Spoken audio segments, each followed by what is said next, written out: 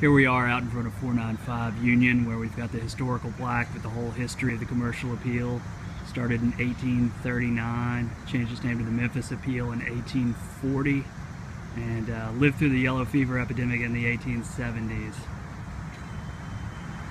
And here's an old printing press. This is what the paper used to be printed on.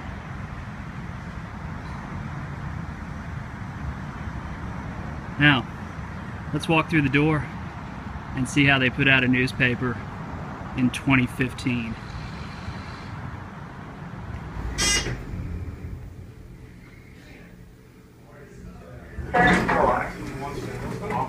Yeah, it's on what? Officer. I was there last night. Were you there? Last night for what? Hardworking team editor, Cal Beasy. I took photos early. Were you at the visitation?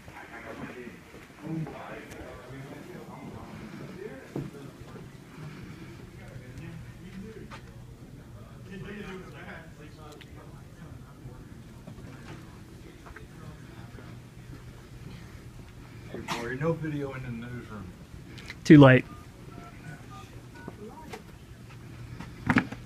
I'm giving away all our secrets.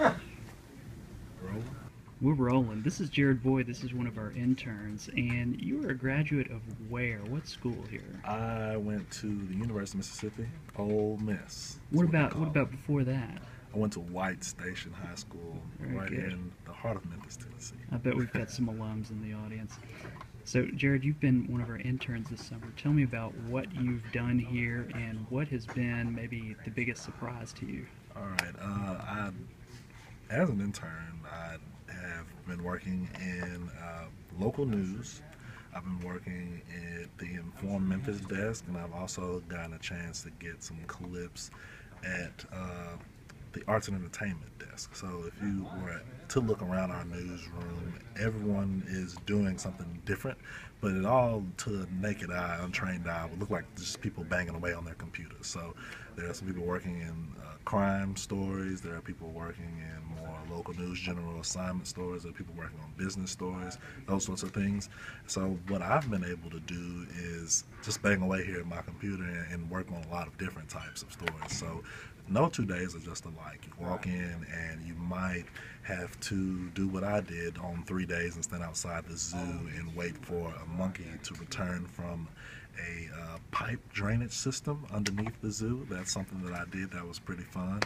And so, you know, you go out, a lot of times you'll have notes, you have something to write with, you have your recorder, and you'll speak with people, and you'll get information that people typically wouldn't know who to ask or what to ask in order to be able to go out and describe that to people. So basically, when I am at my desk, I'm typing away what I've learned while I was all around different sorts of places in Memphis, shaking the hands of people who, you know, I've seen around town, or I've seen their work, I've seen the things that they do. And now it's my job to be able to put that into a form where people can digest it and read it every day in the morning when they pick it up and have their coffee. Very good, thank you. Thank you. And right after searching for the monkey in the drainage system, you tracked down every stack sample used by the Wu-Tang Clan. I did. Catalog. I did. I was going to recycle it, but I think I'm going to hold on to it. It's something that it's the only extensive research that I've done independently. I didn't have to interview anyone. Although I did interview some people who are connected to some of these artists who the Wu-Tang Clan sampled, namely Boo Mitchell, whose grandfather founded and recorded in Royal Studios, where a lot of these samples came from. I was able to talk to him about how his grandfather might have felt about some of those samples going out. And there are even some groups in here that he wasn't aware were sampled, and I'm hoping I didn't get the Wu-Tang Clan in any legal trouble. And one exciting thing about that is that there's a group on here that no one even knew recorded in Memphis, the Detroit Emeralds. And you hear the Detroit Emeralds, you don't think they're in Memphis, but I looked it up. Someone just told me to look it up.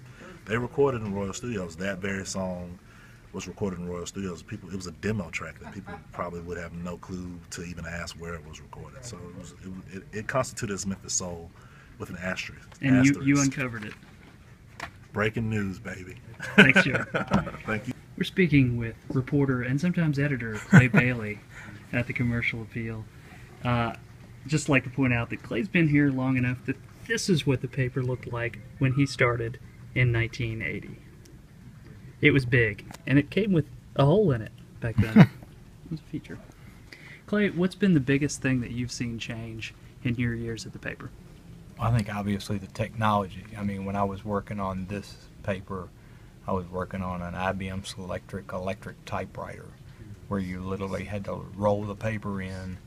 You reached over at the end of every line and hit return so that the carriage went back to the far left so you could type the next line of copy instead of just constantly flowing through.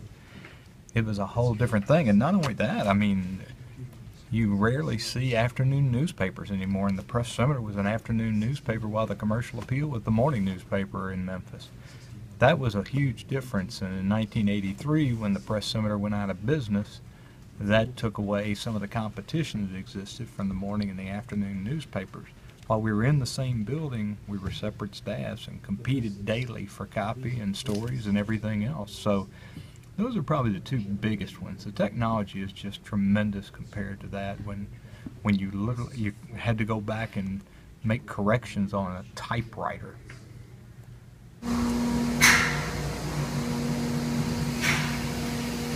All right, we're walking down into the press rooms inside the Commercial Appeal.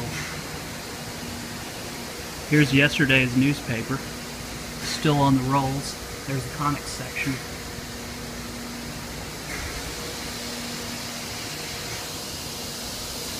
And I'm going to walk down to give you an idea of just how big this operation is. This is one of two presses in the building.